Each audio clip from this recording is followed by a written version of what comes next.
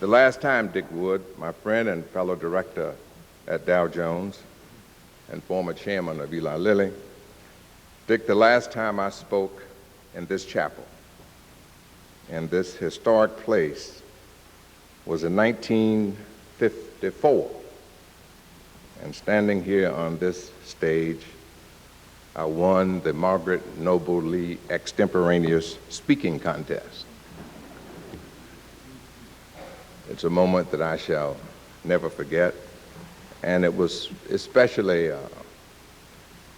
an especially happy occasion because I was just a freshman competing against upperclassmen. John Brafman was a judge in that contest, and he gave me a much better grade in the oratorical contest than he did in European history.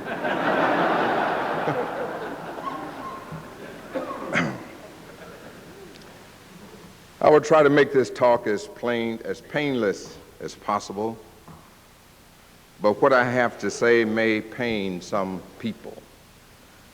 I am hopeful it will gratify even more people, for I want to talk about the society in which we live and in which students here at DePauw will function once they have left these hallowed grounds.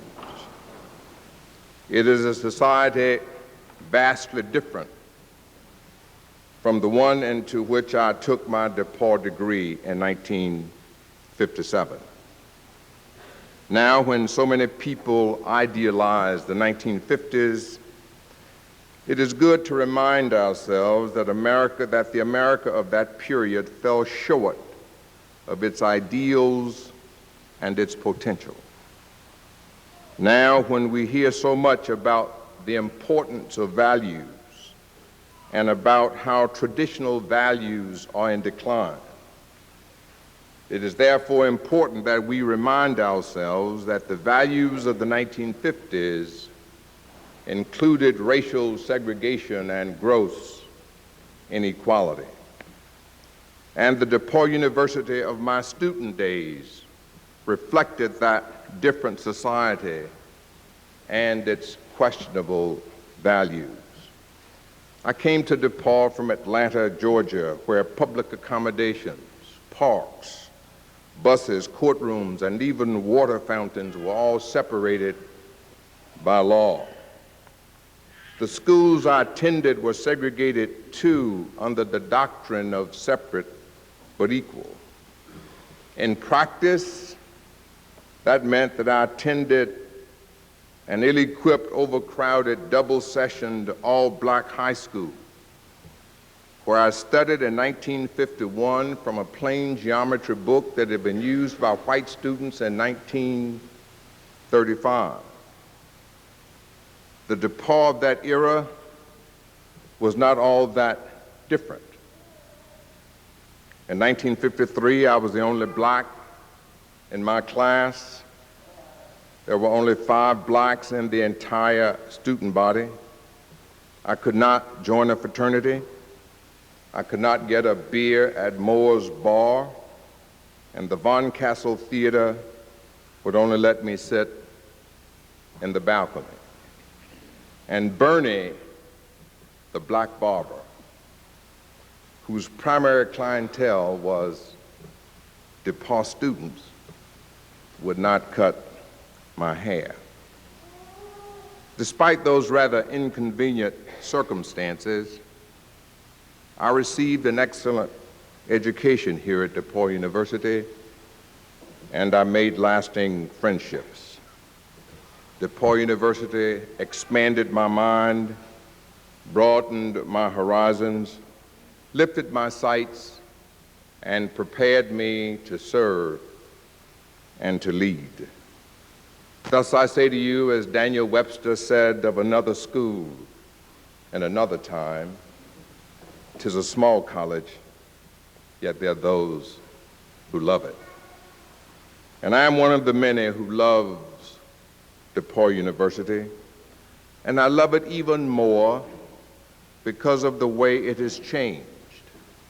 Today's DePauw, like today's America, is more open, more diverse, more in tune with what America is and what it can become. It is important to keep those positive changes that have taken place in DePauw and in America because they are the fruits of struggles waged and won, struggles that continue in our own time. Here in 1996, we hear voices raised against affirmative action, against helping poor people to overcome their poverty, against respecting and celebrating the wonderful differences among our people. Sadly, some of those voices belong to minority Americans who promote self-segregation and bluster against other groups.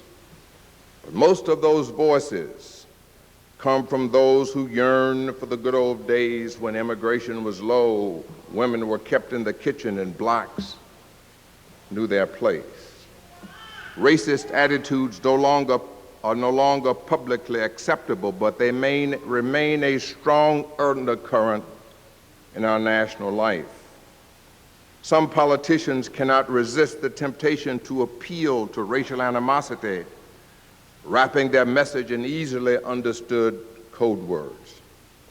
You can tell them by the way they use affirmative action and quotas interchangeably, complaining that affirmative action is reverse discrimination against white people and a quota system favoring blacks and minorities. I mention this for three reasons. First, to urge you to understand the cynicism that drives so much of today's political discourse, especially about divisive issues such as affirmative action, immigration, and welfare reform. I am confident, students, that your education here at DePauw will equip you to separate facts from rhetoric and enable you to resist demagogic appeals. Second, I mention it to urge you not to become cynical yourselves. It is easy to become disillusioned with the political process when candidates subvert the truth and make appeals to negative emotions that they think will win votes. The best defense of the integrity of the political process is for voters to see through such ploys and punish those who practice them. But if you turn away from the process in disgust, you leave the field to those who abuse it and to the people who buy their cynical appeals. Third, I raise the issue of affirmative action today because sound, effective public policy requires continuation of affirmative action programs. Whatever your race or ethnic background, I hope you will understand the whys and wherefores of affirmative action and that you will raise your voices and cast your votes to support it. That is because affirmative action is still needed. It works. It benefits all Americans. Let me just elaborate on those points briefly. Affirmative action is still needed because despite impressive gains, blacks and other minorities still do not enjoy equal opportunity. Last fall, a bipartisan national commission concluded that the glass ceiling is firmly in place. It found that 97% of senior managers of Fortune 500 companies are white, and almost all of them are male. It found that black men with professional degrees earn 21% less than whites holding the same degrees in the same job categories. It found that less than half of 1% of managers are Hispanic and that Asian Americans earn less than whites in comparable positions and get fewer promotions even though they have more formal education than other groups. From all the noise about minority preferences, the student population of the University of California at Berkeley is only 6% black and 14% Hispanic. The prospects for many black Americans are still bleak. Our poverty rates are triple those for whites. Unemployment is double the white rate. Earnings are about 2/3 of white earnings. Too many black and minority children today grow up in poverty and crime and in drug-infested neighborhoods. They attend inferior, unfunded schools. Lyndon Baines Johnson once said, "You do not have to take a person who for years has been hobbled by chains and liberate him, bring him up to the starting line of a race, and then say you are free to compete with all the others and justly believe that you have been fair." Those words remain as true today as they were when LBJ uttered them, and anyone who believes that we are in America a colorblind society in which everyone enjoys equal opportunities is both sadly mistaken and blind. We are far from it. That is why affirmative action is still needed. My second point is that affirmative action works. Despite continued disadvantage, America's minorities have made extraordinary gains. At least part of that progress can be attributed to affirmative action.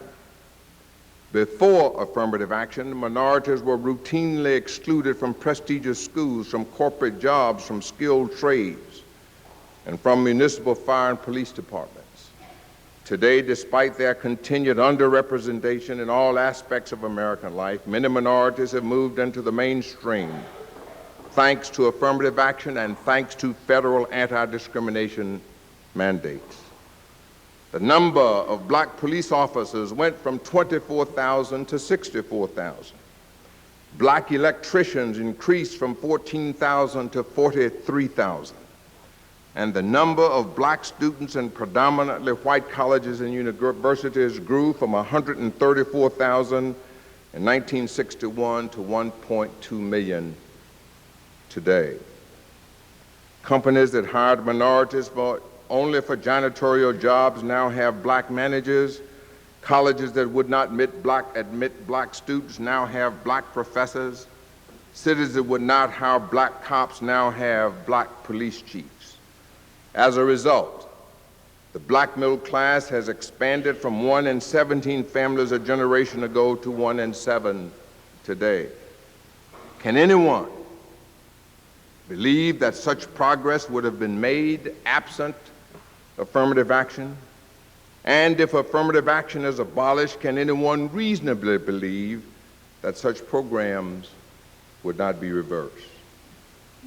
That brings me to my third point. Affirmative action benefits all Americans. Let me illustrate that point with a true story. During the Carter administration, the Secretary of the Army, Clifford Alexander, a black man, was presented a list of candidates for promotion to general. He sent the list back, insisting that more black candidates be added. When the revised list came back, it included a young, gifted black colonel named Colin Powell, who was duly promoted to general. The U.S. Army, the nation, and the world benefited from that exercise in affirmative action. Left to themselves, the Army brass came up with a limited promotion list. Forced to cast a wider net, they found a man whose contributions might otherwise have been lost to both the nation and the world. We cannot afford to waste our human talent anymore.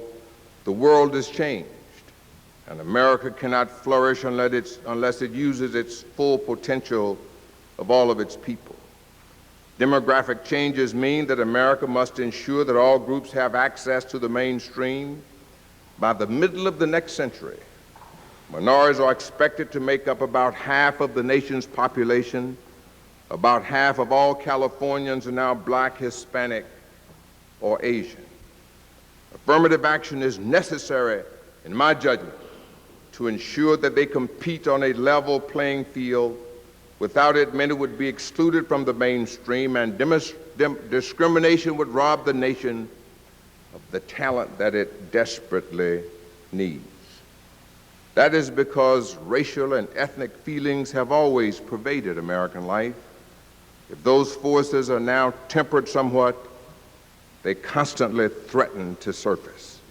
If they do, America will be at a competitive disadvantage because we compete in a global economy in which all people must be comfortable with diversity. White Americans and minorities alike must learn to understand and interact with people of other races and cultures. By so doing, they equip themselves with the skills needed to negotiate a diverse, multicolored, multicultural world. Thanks largely to affirmative action, Americans of all races and backgrounds are gaining those skills, for affirmative action brings people together in schools and workplaces that would otherwise be substantially closed to minority Americans. Those who prey on racial antagonisms do not understand the fundamental wisdom and decency of most Americans. Even after all of the inflammatory rhetoric and the continuous talk of reverse discrimination, the polls in America show that the majority of Americans support some form of affirmative action. So does the Democratic nominee for President of the United States, William Jefferson Clinton. At a time when so many political leaders pander to racial prejudice and are jumping off the ship of affirmative action, Clinton is standing firm. Let me be clear, he said, affirmative action is good for America. But also today, affirmative action is under attack by the Republican nominee for President of the United States, Robert Dole. It is under assault from conservative courts, from demagogues running for office, from people who are no longer concerned about hiding their prejudices. They would have you believe that affirmative action is wrong, that other federal measures to help reduce inequality and to bring minorities into the mainstream are evil. They say that the answer to all our problems is less federal interference and more local control. But I know from personal experience that the federal government's necessary role must be as the guarantor of rights denied by local laws and customs. When I was a youngster growing up in Atlanta, local control meant that I had to live in a segregated housing project. Local control meant that I had to use the downtown, I could not use the downtown public library. Local control meant that my schoolmates were bused past all white schools to attend all black schools. Local control meant that the state paid, when I was in elementary school, $250 per year to educate black children, while it spent $600 a year to educate white children. Local control meant that Mrs. Thornton, who taught me transitive and intransitive verbs and dangling participles, a dedicated black teacher, was paid far less than her white peers of equal educational achievement and experience. Local control meant that my hard-working, tax-paying, God-fearing parents who brought me to this campus were denied their democratic constitutional right to vote in Georgia's white primaries. Local control in 1996 means returning to the status quo ante. It means that blacks will once again be targeted as a group denied equal access. It means that prejudice against Hispanics and immigrants will have free reign. It means that opportunities for women will be questioned. It means that the envy and resentment of the accomplishments of Asian Americans will be unchecked. Our democracy was warped by racism and injustice, and it was not made straight until the power of the federal government was exercised to right the balance. Now voices are raised to tell us not to fear, that the wrongs of the past will not return, and that America has changed to the point where it can safely return many federal powers to state and local governments. And I hope that when you hear their siren song of division, you recognize the melody as being the same one used to justify segregation and other racial evils. I have faith that you will sing a different tune, a tune of diversity and inclusion, a harmonious song of equal opportunity and respect for the healthy differences and strengths each of us bring to this great America. You can do that in your daily lives, and after you leave this campus in your professional lives. Above all, I urge you to prepare as students to take your rightful place in our democratic political process, as voters, and ultimately perhaps as participants in a political party, and even as candidates for office. It has been said that nations get the leaders they deserve, and in many ways that is true. An indifferent citizenry that ignores public policy and refuses to participate in the political process often gets leadership that follows policies that hurts our society. But nations that enjoy a healthy political life with an informed, involved citizenry are far more likely to get leaders and policies to move the nation forward.